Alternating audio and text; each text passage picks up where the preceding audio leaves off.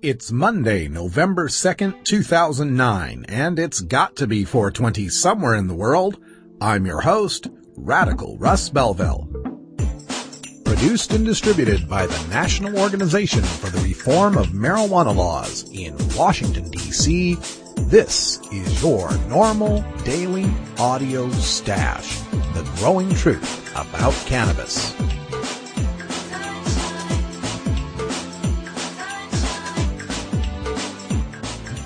Welcome to the most popular podcast regarding marijuana in all of America and all the world, featuring interviews with scientists, politicians, doctors, prohibition policy activists, regular cannabis consumers, musicians, and NORML staff and NORML's board of directors, along with music and comedy no other podcast can offer. You can always find out more about our show at our website, stash.norml.org, and continue the education and conversation on our blog as well. We're ending marijuana prohibition with education, one listener at a time.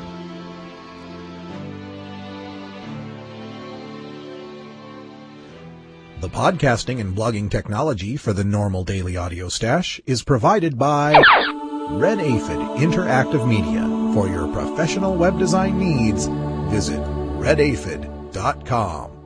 Good day, Stashers, and welcome to the podcast. First things first, we want to remind you that in many places across the country, it is Election Day tomorrow, so check your local news to see if there's any ballots that you need to be turning in tomorrow at the polls.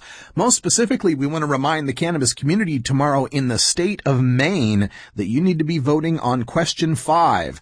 This is an initiative to determine how to provide dispensaries and registry identification cards to the medical marijuana patients in the state of Maine. For more information on the measure, check out MainePatientsRights.org.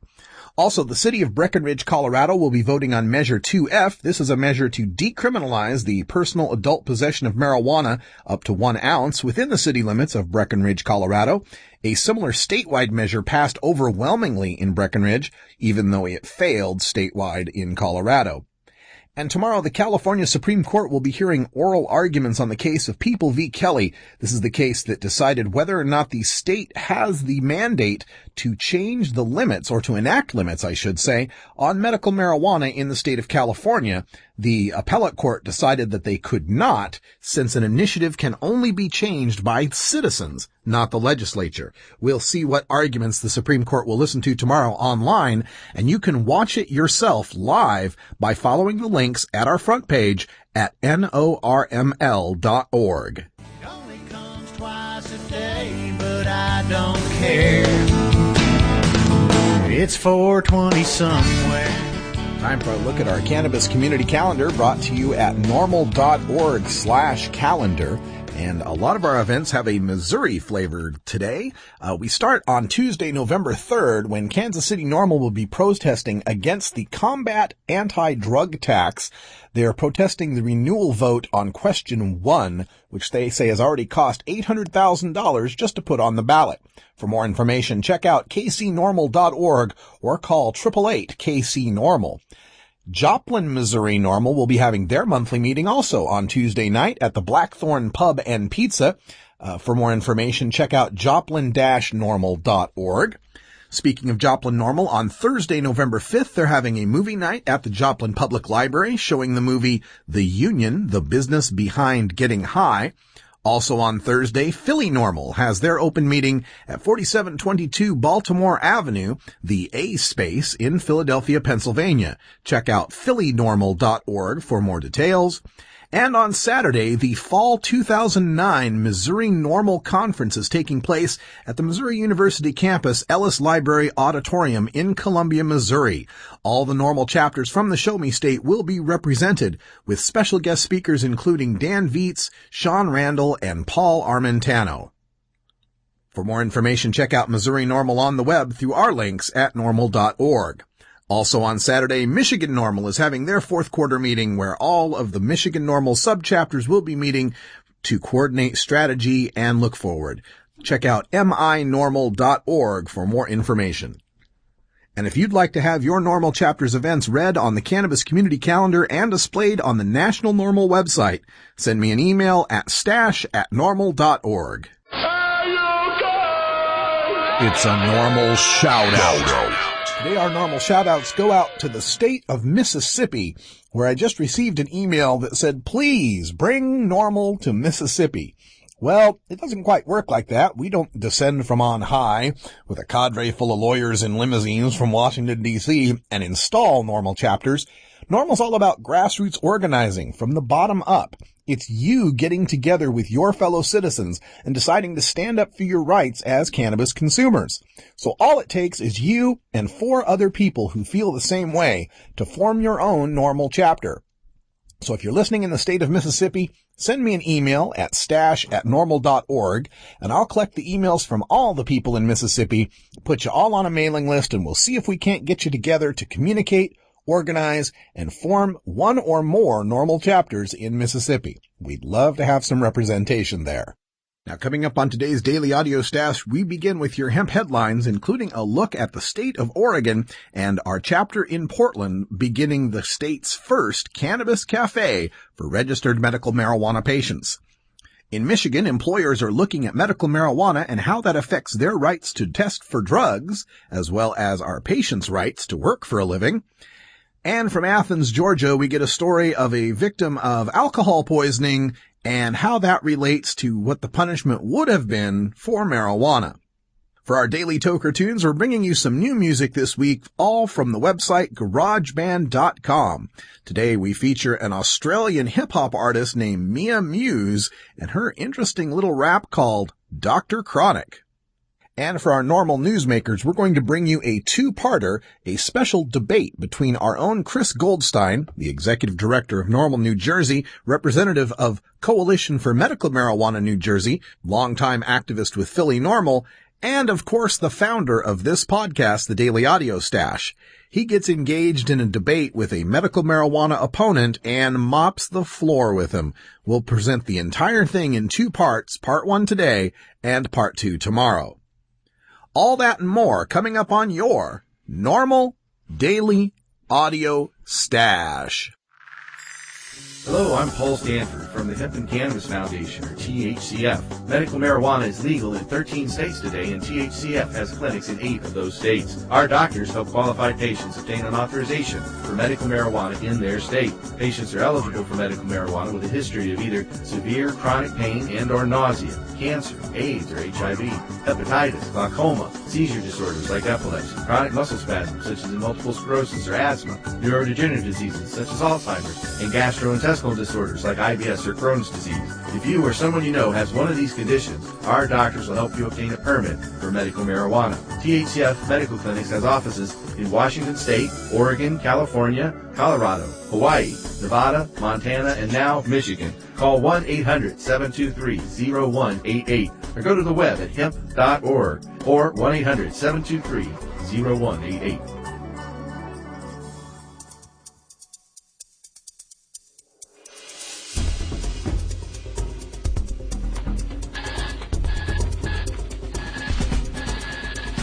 Now it's time to take a look at the latest stories about marijuana from news organizations across America and around the world in our NORML Daily Audio Stash, Hemp Headlines.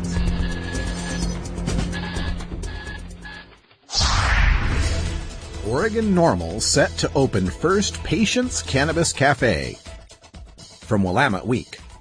While most Portlanders are all too familiar with cafes of the coffee-serving variety, there's a new cafe coming to town worth noting.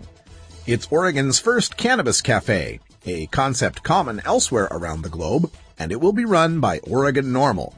It's scheduled to open Friday, November 13th, naturally at 4:20 p.m. Sadly, only members both of the Oregon Medical Marijuana Program and NORML can partake in the experience. The cafe is legal under the guidelines of the Oregon Medical Marijuana Act, but maybe they're accepting applications for servers. Snacks and items from sellers like Stoned Maid will be available, along with a full range of pot to sample. The cafe will be a resource for the medical marijuana community, and Oregon NORML also hopes to provide seminars and classes there. This new cannabis operates under two premises from the Oregon Medical Marijuana Act. One, cardholders are allowed to freely exchange marijuana with each other for, quote, no consideration, end quote. That is, no buying, selling, trading, favors, gifts, or exchanges. It's the reason you've never heard much of federal interference with Oregon's medical marijuana program. There's no commerce involved. Isn't it interesting how dangerous marijuana is to the authorities when people are making money off of it, but when it's exchanged freely by over 25,000 cardholders, there's not enough danger to the public for the feds to be interested? Oh, and two, patients are allowed to medicate so long as they are not, quote, in public view, end quote. A private club for a membership-based organization in a building with its windows covered by drapes is out of public view. Oregon NORML will be strictly carding all entrants to the cafe to verify cardholder status. We discussed the cafe with Madeline Martinez, director of Oregon NORML, on the last NORML Show Live. She tells us, quote, it's exciting because there are so many of our most vulnerable patients who have no real social outlets. They can't really go to concerts or clubs because they can't medicate, and nobody can really enjoy themselves if they're forced to sit in pain. At our cafe, patients can relax and meet others, learn about the program, sample different strains of medicine to find out what might work best for them. They can get some snacks and drinks and even purchase some great stuff from Herbage and Stoned Maid and others that help support the community. End quote. Michigan medical marijuana workplace rights considered. From the Detroit Free Press. Employers are facing tough issues as they try to navigate the state's fledgling medical marijuana law, such as the difference between smoke and ingest, or whether company policies on drug testing still apply in a state where 63% of voters approved a new law last fall allowing medical use of marijuana. One section of the law says a registered user can't be, quote, subject to arrest, prosecution, or penalty in any manner or denied any right or privilege, including disciplinary action by a business for the medical use of marijuana, end quote. Another portion of the law says, quote, nothing in this act shall be construed to require an employer to accommodate the ingestion of marijuana in any workplace or any employee working while under the influence of marijuana, end quote. A third section says no one can possess or use medical marijuana on a school bus or on school grounds, but smoking pot is expressly prohibited only on public transportation or in any public place. It's unclear whether it's okay for a certified user to eat, for example, marijuana-laced brownies in a public place. Why the hell not? Geez, what do you think happens? The super potent not-your-father's Woodstock weed causes the brownie eater to strip off their clothes and run naked through the park? I can understand an objection to smoking marijuana in a public place where others may not appreciate the smell, but this idea that we need to confine people who use a certain medicine to the shadows is un-American and repulsive. My father is disabled, and among the handful of pills he must take every day are some Vicodin, a very addictive, very powerful, potentially fatal drug. Yet nobody's telling my dad he can't pop open his pill bottle at the public park when it's time for his medicine. And why should they? If an employer were to require his employees to be free from the influence of Vicodin while on shift, we could certainly understand that, but would he require that they not take Vicodin once they get off work? How people who've never used marijuana perceive marijuana fascinates me. People who can openly tolerate parking lots at taverns and a .08 BAC law freak out over the idea that a pot smoker might drive a car. People who can accept a Marinol bottle with the warning, until you know how you'll react to Marinol, don't drive or operate heavy machinery, implode at the thought of a medical marijuana patient driving a forklift or a school bus.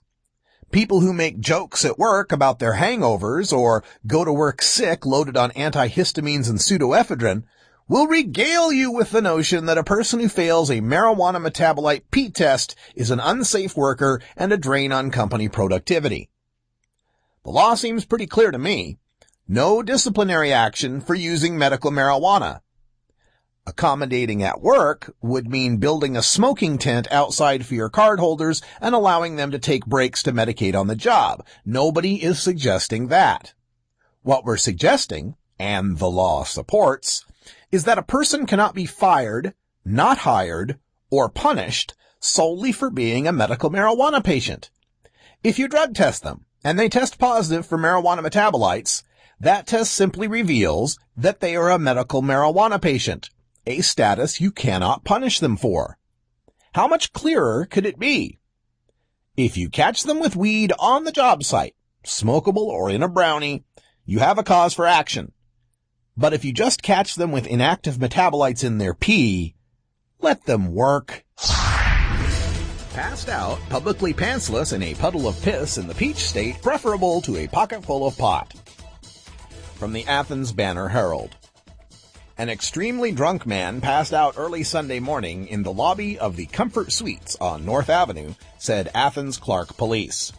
The 32-year-old man was found at 2:35 a.m. on the floor with his pants around his ankles, asleep in a pool of his own urine, according to a police report. When police woke him up, he became abusive and was arrested for public intoxication, the report said. My first thought? You never read any news headlines about passed-out potheads with their pants down in public. We'll accept as legal a drug that has this effect on people, but we must lock up the people who sit at home and fire up a bong while watching TV at 2:30 in the morning instead of passing out in hotel lobbies. My second thought. Isn't it interesting how the 32-year-old man's name isn't mentioned in this news piece?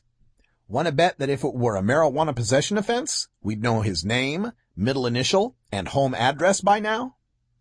My third thought. The crime he's charged with is a misdemeanor that will at most net him 60 days in jail and a $500 fine, but it's very likely he won't do any jail time at all. If he'd been caught with a joint in the hotel lobby, he'd lose his driver's license for 6 months and be forced to complete a drug rehab program. If it wasn't his first time caught with a joint, it's all that plus a year in prison and a $1,000 fine. Which of these two people do you think should get some counseling and shouldn't be driving? The guy with the joint or the guy passed out piss drunk in the hotel lobby? My final thought. If the guy had cancer, AIDS, MS, glaucoma, or epilepsy, and had been caught with over an ounce, he'd be a felon and subject to up to 10 years in prison, 20 if he's within 1,000 feet of a school, plus 4 more if he'd used a cell phone.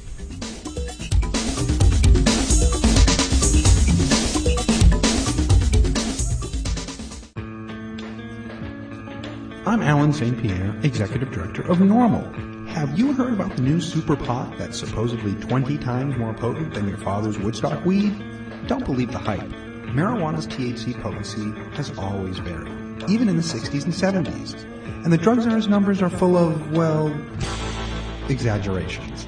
While no intoxicant is harmless, cannabis is non-toxic and far safer than alcohol. No matter how much you smoke, of whatever potency, you cannot die of a marijuana overdose. Potency is irrelevant anyway. More potent pot just means you smoke less of it, meaning less harmful smoke in your lungs. This is a prime example of harm reduction in action. Besides, the government already allows the prescription of THC pills. Its commercial brand name is Marinol, and it's 100% potent.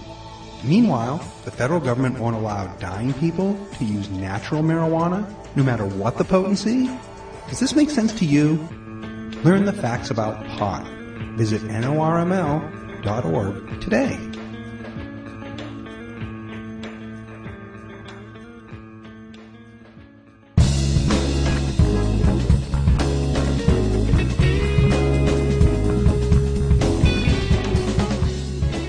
Here at the NORML Daily Audio Stash, we believe in spreading the growing truth about cannabis.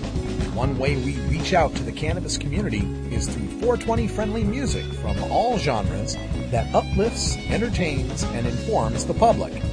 Our pod-safe music is donated by freedom-loving musicians who share our goal of ending adult marijuana prohibition. If you'd like to submit your song to be played on the Daily Audio Stash, send it to us at music@norml.org.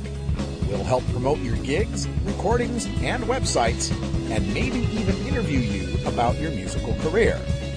Now, here's some more great independent marijuana music for today's Daily Toker Tunes. Mia Muse is Tokyo-born, Sydney-raised, and lives in northeast coast of Queensland, Australia. She lived abroad once in Colorado, where she was hugely influenced by hip-hop.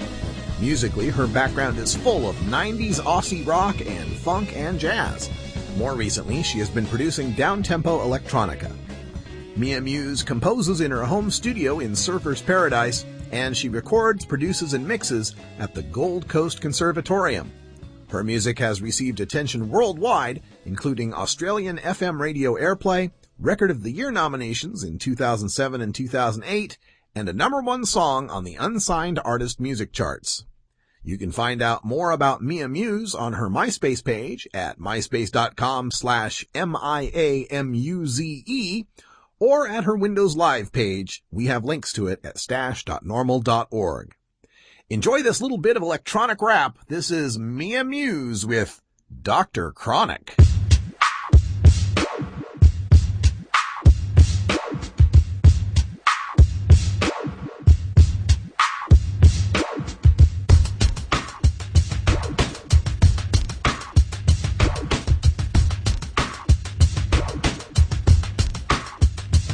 Dr. Chronic, the one to know. You will find the special plan wherever you go.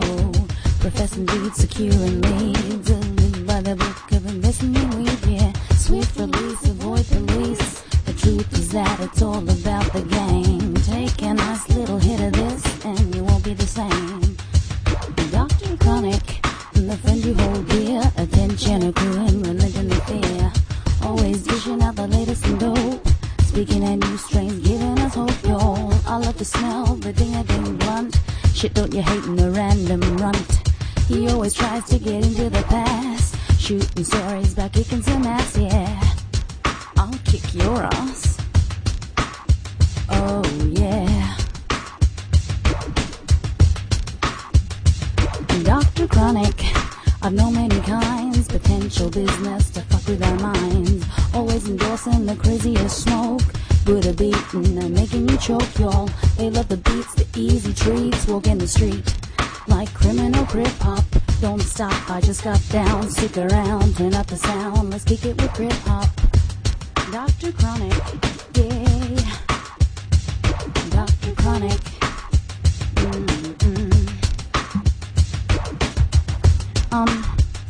Can you help me out, man? Hello? Doc? Hello? Shit. Dr. Chronic, scan that shit, rap, oh crap, fuck, the coppers on the phone. Shoot rap, take that to that, live whack, got it going on. Dr. Chronic, yay. Dr. Chronic, ooh. Let's kick it with crip hop, crip hop.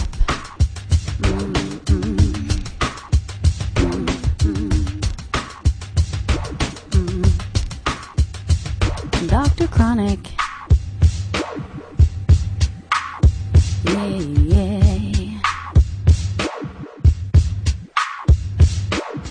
Dear Mr. President, last November you were elected on a platform of change. You promised the country reform on the political system. Well, let me tell you what NORML.org and many other Americans want changed. Marijuana laws.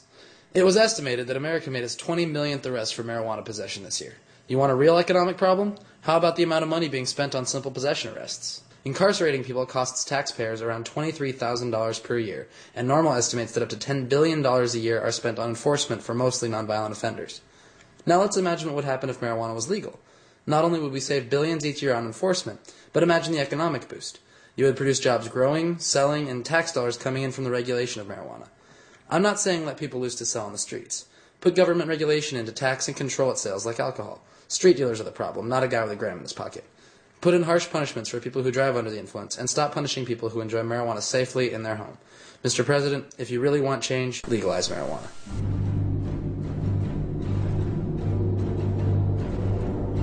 The effects of marijuana prohibition are felt by all Americans in every walk of life, regardless of race, creed, color, religion, party politics, social status, wealth, gender, sexual orientation, or even one's use or non-use of marijuana. As the marijuana smokers lobby, NORML hears the stories of these average Americans and brings them to the attention of our policymakers and our fellow citizens in this segment we call NORML Newsmakers. For our NORML Newsmakers today and tomorrow, we are pleased to bring you a debate in two parts about medical marijuana.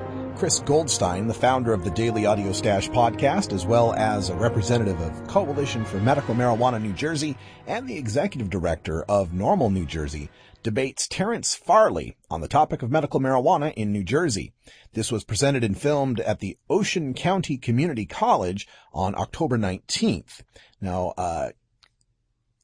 Terrence Farley is a former prosecutor and heads the Narcotics Task Force Commanders Association.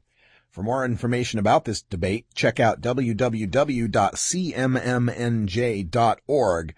We bring you now Chris Goldstein versus Terrence Farley on medical marijuana. On my right, we have Chris Goldstein, Board of Director, the Coalition for Medical Marijuana, New Jersey.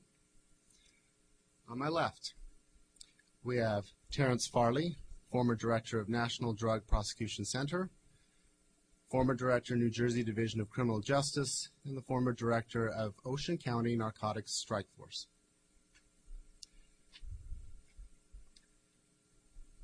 All right, the ground rules will be that we will ask a question. There will be a 3-minute response time and a 1-minute then rebuttal. For this first question, though, we will have just a 3-minute response time for each of you, given that it is a current breaking event today. So we'll start with directing this to Mr. Goldstein. What impact, if any, does the Department of Justice memo regarding the investigations and prosecutions in the states authorizing the medical use of marijuana have with regard to this discussion generally that we're having tonight and New Jersey's proposed legislation specifically? In regards to what we're discussing tonight, this announcement today is landmark. It's the first time that a White House administration has supported the aspect of patients' rights and the right to safe cannabis access in the 14 states that have some type of medical marijuana law. 13 states operate an active medical cannabis program, and Arizona has medical protections for a medical necessity defense in court if you're caught with cannabis. What impact does this have? Well, the Department of Justice today has directed federal prosecutors to reallocate their resources and to take a hard look at whether it's a good choice in their resources to prosecute state-authorized medical marijuana patients and providers. In March of this year, Attorney General Eric Holder announced that such a policy would be in place, and now we have it in writing. What impact does this have? This time last year, there were 80 raids per month in places like California on medical marijuana facilities. This month, there have been 3. This has been a major shift in our federal government's policy on medical marijuana, a welcome one in the eyes of advocates like myself. And it may signal that the federal government will no longer interfere at all with state-authorized medical marijuana programs, the impact it has here in New Jersey. It has long been an argument here with the opposition to medical marijuana that we would somehow conflict with state law. But as we can see now, federal prosecutors will no longer interfere with our program. So the concern there that passing our medical marijuana bill, the Compassionate Use Medical Marijuana Act, this year will not have any conflict with the federal government and will be able to provide compassionate, safe marijuana access for the sick and dying residents of New Jersey who truly need it. Thank you. Mr. Farley, same question. What impact, if any, does the Department of Justice memo have with regard to this discussion generally and New Jersey's proposed legislation specifically? Next to none. And the reason for that is most of the prosecutions in those 14 states where there are prosecutions are not federal prosecutions. They're state prosecutions. Los Angeles, the county, for example, has more medical pot dispensaries than they have schools. And both the DA and the city attorney, and most people here probably don't understand that in many states around the country, the city attorney is pretty much the city DA as well as the county DA are both against what's going on with the pot dispensaries, and they expect somewhere in the area of 3,000 raids that will be taking place in the next year or so, because their intent is to shut down these dispensaries, because every one of them violates not only the federal law, which they violate, but they violate the California statute, which is the most liberal of all. Thank you. All right, the question will then go to Mr. Goldstein. What specific benefits do you see for New Jersey if the proposed legislation in the Assembly or in the Senate is ultimately passed? The greatest benefit we're going to see right now with the medical marijuana bill is that patients will stop being arrested. Right now, we see this happening all the time here in New Jersey. Medical marijuana patients, people who choose to use cannabis therapy to alleviate the pain of cancer treatment, to alleviate the symptoms of MS, to help them through their end-of-life transition. They're arrested and they're put in jail. Right now, even though the Assembly version has been restricted, it would offer serious protections for patients. We at the Coalition for Medical Marijuana advocate most strongly that the arrest of sick and dying individuals for choosing to use cannabis therapy stop. And that is the greatest impact it will have. Secondary, we'll create a state-authorized medical marijuana program here in New Jersey. You'll need a doctor's recommendation. And after you get your doctor's recommendation, you'll need to go to the Department of Health to get a registry card. But once you have your registry card, you'll be able to go to an alternative treatment center and find economically viable, safe cannabis access here in New Jersey. The other greatest impact is for law enforcement itself. No longer will they have to wonder if they are throwing a sick and dying patient in jail. When law enforcement encounters a medical marijuana patient in the future, they will have a registry card on them, they will be easily identifiable, state law will be clear, and they will not be arrested. We'll offer a new alternative healthcare system for this state. We'll offer a scientifically proven therapy for our residents. And again, the people who suffer the most in New Jersey will begin to see the biggest impact of this. Thank you. 1 minute rebuttal, Mr. Farley. The people like Chris, who I call drug legalizers, have for years talked about the thousands and thousands of people who are both in federal and state prisons because they had a minuscule amount of marijuana or they were smoking a joint.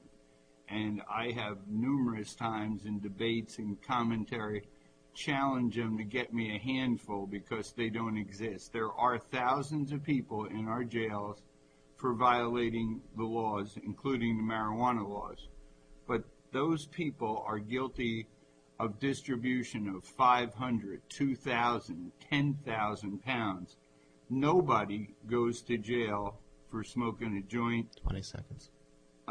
Or having under 25 grams. It just doesn't happen. That is one of their, what I call, smokescreen lies. Thank you. Mr. Farley, then what specific detriments do you see for New Jersey if the proposed legislation in either the Assembly or the Senate is passed? It would make marijuana the only drug in the entire world that's smoked.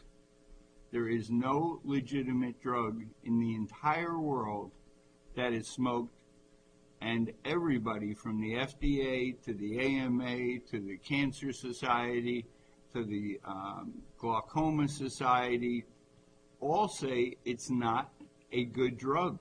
It's not a legal drug. It is something that gets people high. And if I want to treat people by just getting them high, well, hell, give them heroin. Give them anything they want. That's all this is. We have had for years and years pills made up of what we call cannabinoids, some of the chemicals in marijuana. They've been for sale for years.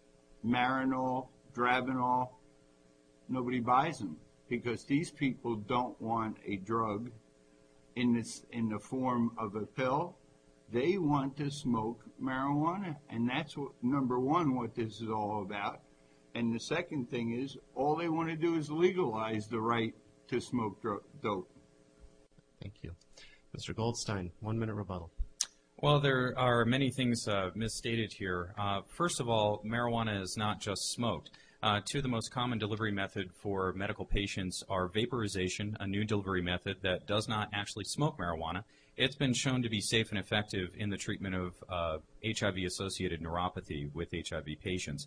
Also, the MS Society says right here in their 2008 report, the National Multiple Sclerosis Society says that medical marijuana may reduce neuronal damage, thereby possibly limiting disease progression, perhaps as an add-on to other treatments. Vaporization and edible marijuana provide safe, effective delivery methods, and smoking marijuana has not been shown to be a detriment to any of the medical patients in 13 states. We have a truckload, more than an archive of scientific evidence showing the medical efficacy of cannabis, and smoking cannabis has not been shown to be detrimental to anyone. Well, it's amazing. Oh, I thought I had a rebuttal. Oh, no. We're just single rebuttal on these items. But I didn't have any. I started the answer, didn't I? Started. Setup we had was question, Rebuttal. and I don't answer? that was not the structure we've set All right, up. go So ahead. just, I'll I'm get going to the answer anyhow. okay. You're free, yeah, within a question, you're free to respond, and you have 3 minutes. I suggest you use them as you would like. Okay. Therefore, let's, we got to this question, so I'll ask it over to Mr. Goldstein then. There is concern that, a little off topic, that New Jersey's medical marijuana bill could lead to broader legalization of the drug. How do you respond to these concerns? Well, we certainly wouldn't have this discussion about a state bill to regulate medical marijuana if it didn't bring up the broader question of prohibition. We have this bill because there is federal prohibition of marijuana. States have enacted this type of legislation via ballot initiative or through the legislative process to make sure that patients are protected and to make sure that their citizens have access to something that is scientifically proven to be beneficial for their condition. Now, again, it brings up the broader question of prohibition. Why would we have to have this bill in the first place? If marijuana wasn't a Schedule I substance, this would be a non-issue. But it is an issue, and it will take a longer time to have a greater discussion about prohibition. But that's why it's so important that we pass the bill now. That discussion about broader marijuana prohibition will take years. But right now, this year, in 2009, we have a chance to pass a Compassionate Use Medical Marijuana Act right here in New Jersey and protect patients right now. Broader legalization is not within the medical marijuana argument. Medical patients aren't looking to get high. They're looking to survive, they're looking to live pain-free, and they're looking to have a better life than what they have without medical marijuana. And that's the life we have today. In front of the New Jersey Legislature's Health Committee, I said, and this still rings true today, what we say to patients is go to jail or move away. Folks like the narcotics officers of the state of New Jersey don't care if you have MS, cancer, or AIDS. They just care if you have marijuana. And people do go to jail. People don't end up in prison, but they do get arrested. And if you arrest someone and you start putting them in the criminal justice system and they're already dying, they're already ill, how much of an impact does that have on them? You don't have to send somebody to jail to kill them with the criminal justice system. You can just arrest them. And that's what happens every day here in New Jersey. We have Crohn's disease patients, MS patients. They contact us all the time. And right now, I think it's more important than ever. 13 states do have medical marijuana access. People do move away. They tear themselves away from their family and their friends if they have cancer, and they move to a place where a state doesn't prosecute you for choosing cannabis therapy. That's why it's important we pass the bill now. Keep people with their families. Keep people healthy. And bring about this alternative therapy that works in other states right here in New Jersey.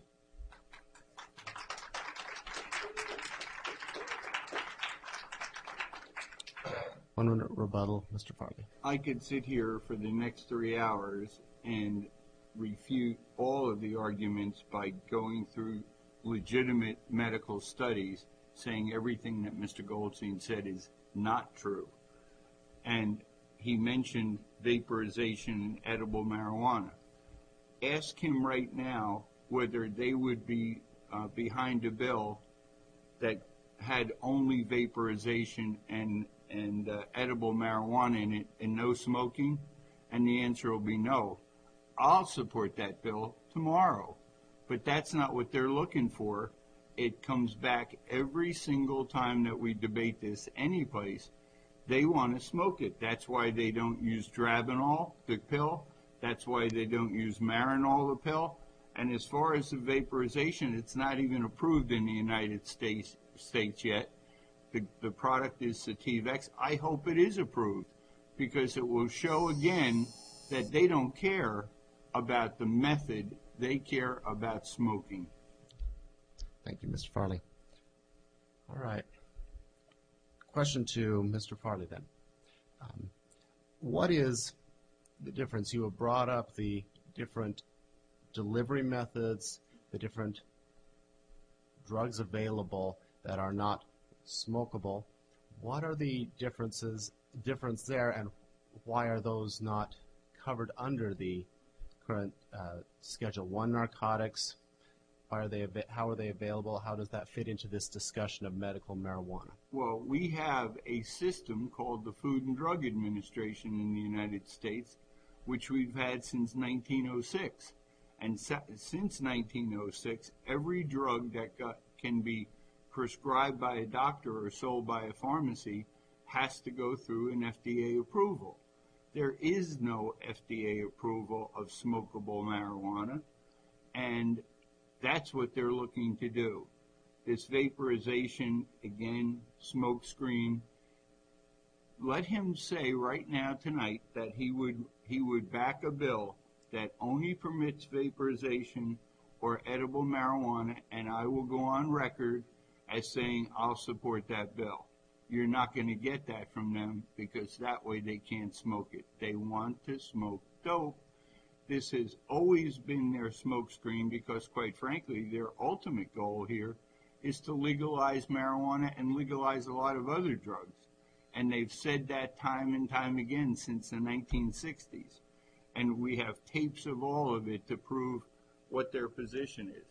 But when you get a situation where somebody says they can adjust their intake by smoking an unknown product grown some unknown place, and they'll regulate it, but they can't regulate it taking an FDA-approved pill.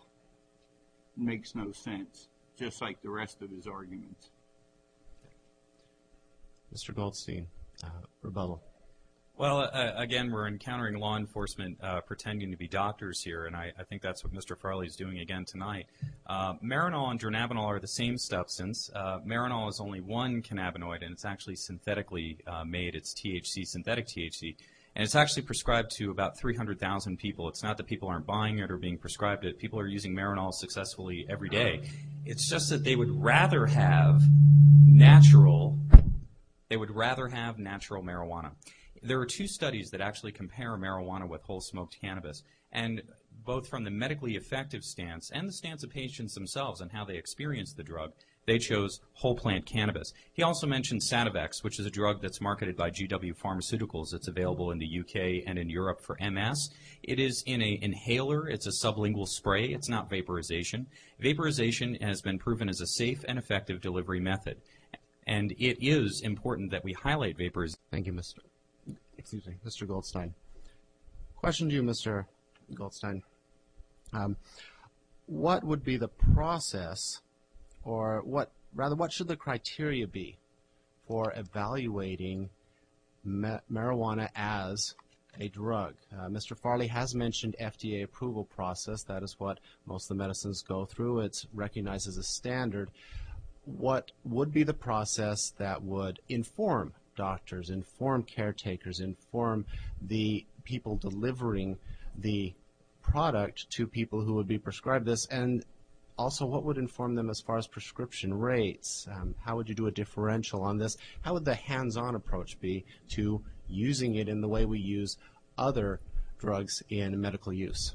Again, I'm not a doctor, neither is law enforcement, so I wouldn't be able to speak to the medical angle of this. But I will say, within the bill itself, if you actually read the Compassionate Use Medical Marijuana Act and you go through the provisions within, it very clearly lays out what the qualifying conditions are for this, what a bona fide patient relationship is. And I have to say that FDA approval is often the argument of opposition to medical marijuana because they know it's a non-starter. Currently, FDA approval is being sought for medical medical marijuana. It's been sought since the 1970s, and it's an ongoing process. In fact, in 1988, a DEA administrative law judge, Francis Young, called marijuana one of the best non-toxic substances known to man. That, along with rulings throughout the years, have been ignored by DEA and other FDA administration officials. Now, marijuana remains a Schedule I substance. The FDA cannot even look at medical marijuana until it is moved to Schedule II in the Controlled Substances Act. But thankfully, legislators and voters have seen the science out there already. Doctors in the 13 states that recommend medical marijuana seem to have no problem finding the research for their patients who need this therapy. They find the research for them. Just like a doctor, if you walked up to a doctor and had a rare condition or were dealing with a rare cancer, your doctor, or at least you hope they would do as much research as possible to find you the best medication. And that's what doctors are doing with medical marijuana every single day in the states that allow it. When doctors are not sanctioned and are given the opportunity to recommend medical marijuana, they do, for hundreds of thousands of Americans every single day. FDA approval is a non-issue in this process. Doctors recommend it. In fact, we have a list of about 200 medical organizations that support medical marijuana here in New Jersey. The New Jersey State Nurses Association, nationally, the American College of Family Physicians. The list goes on and on and on. If all of these groups, and most of them actually ask for the FDA to look at this eventually, if most of these groups did not find value in the recommendation of medical cannabis, it would not be in place today in 13 states, and we wouldn't be discussing it here and in Pennsylvania and in Delaware and in New York. Doctors know that this is a safe, effective therapy. They use it when they have the opportunity to do so. And they should have that opportunity here in New Jersey. That's what we advocate for here. Thank you. Mr. Farley, rebuttal. Well, what we do know about what doctors say is, for example, in the state of Oregon, for years and years, the legislature in Oregon said, we will pass medical marijuana if the Oregon Medical Society agrees. After 10 or 15 years of debates, they finally agreed because the marijuana users and people who were trying to legalize it said about 355 people would be getting marijuana cards. In the first year, between 9 and 10,000 got them. 3 doctors alone sold 3,600 of the recommendations at $350 to $500 a piece. Now the Oregon Medical Society says we made a huge mistake, and if we could take it back, we would. And who in the hell are legislators to decide the efficacy of a drug when we've had a procedure called the FDA since 1906? To me, that's the most ludicrous thing I've ever heard of. Time. Thank you. Mr. Farley, question to you. What policies will be in place? Oh, my apologies, wrong. If medical marijuana were to become legal in New Jersey, what impact would that impose on local and state police? Would there be an impact? Oh, yeah, there'd be an impact, but more importantly, there'd be an impact on children. What you'd be doing for the first time since we've had drug prevention programs in this state, in effect say to kids, it's okay to use marijuana because, after all, the legislature said it was okay. And I can cite you case after case where people died using marijuana instead of regular medicine that they should have used because of their condition. It usually happened when they had taken other drugs. Will it have an impact on the police? If the law goes through the way it is, the police will be regulated in who they can arrest, who they can stop, who they can prosecute.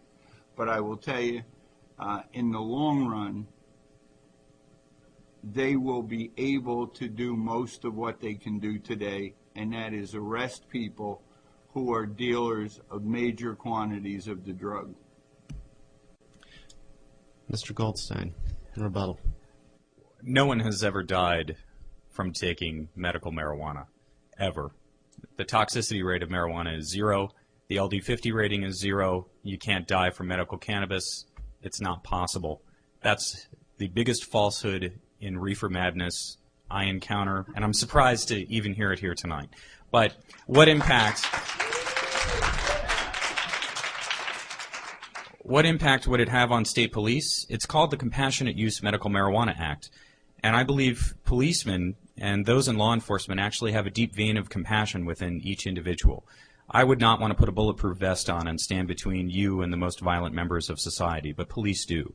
How do they feel when they arrest someone with cancer or MS and send them to jail because they're following the letter of the law? This Compassionate Use Medical Marijuana Act is compassion for law enforcement. No longer will they have to wake up in a sweat at night thinking about the AIDS patient that they put back into prison.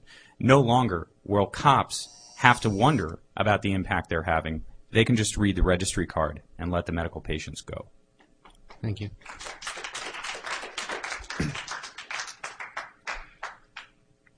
All right, Mr. Goldstein, question to you. Should private insurers, Medicare and Medicaid, be required to cover medical marijuana treatment in New Jersey?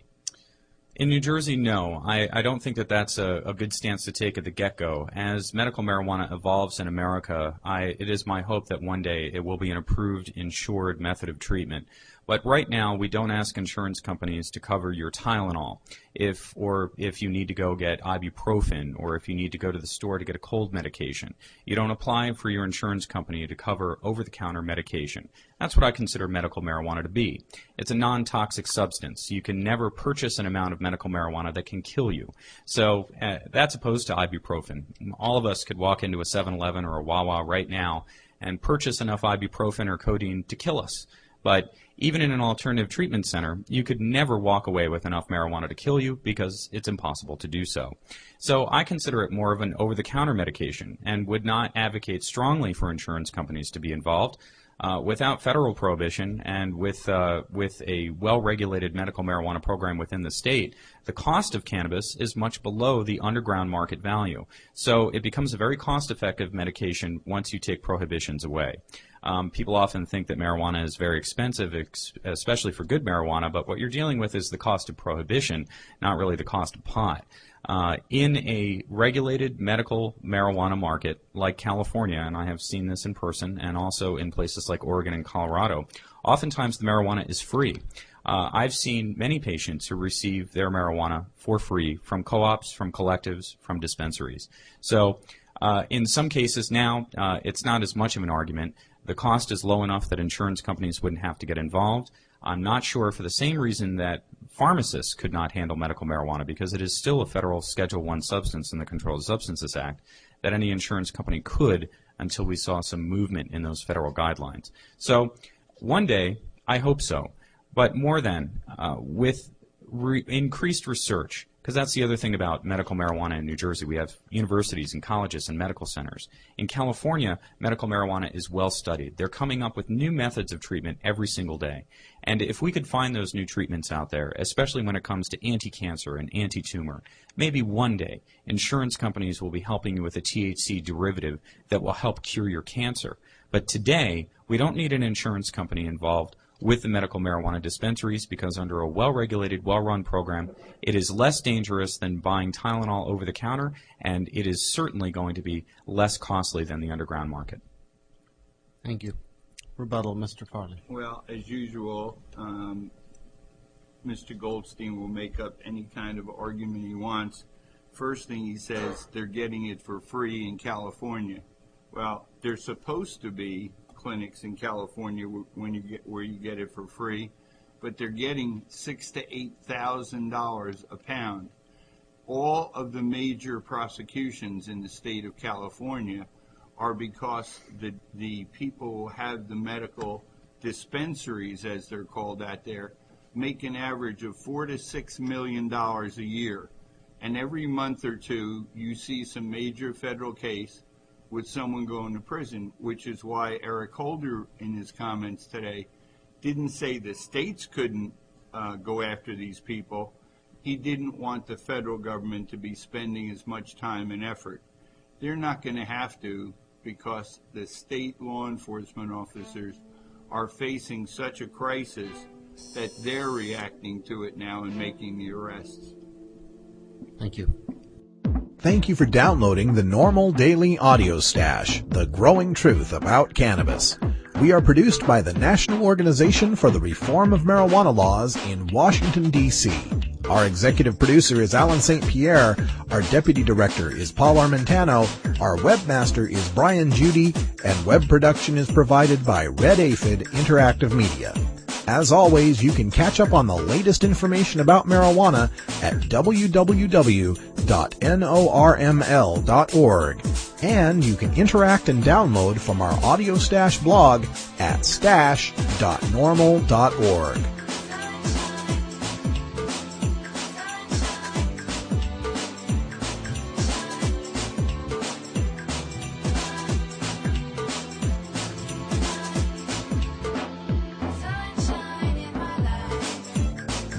For everyone here at NORML, I'm your host, Radical Russ Belville, hoping all your harvests are bountiful and your encounters with law enforcement are non-existent. We leave you today with a reminder that we'll be back tomorrow with part 2 of Chris Goldstein's debate on medical marijuana there in New Jersey, and with more news and interviews that you can use for the cannabis community. If you have any comments or questions for NORML or the Daily Audio Stash, you can always send them to me at stash@norml.org. And don't forget to check the videos on our blog at stash.norml.org. Some great stuff in there, including a look at LA NORML and their recent letter writing campaign. We'll be following up on all the votes that take place tomorrow on Election Day, so check out stash.norml.org for your latest information. And don't forget to support NORML by going to secure.norml.org/join to make your donation today. Thanks for downloading the podcast, and until tomorrow, take care of each other, tokers.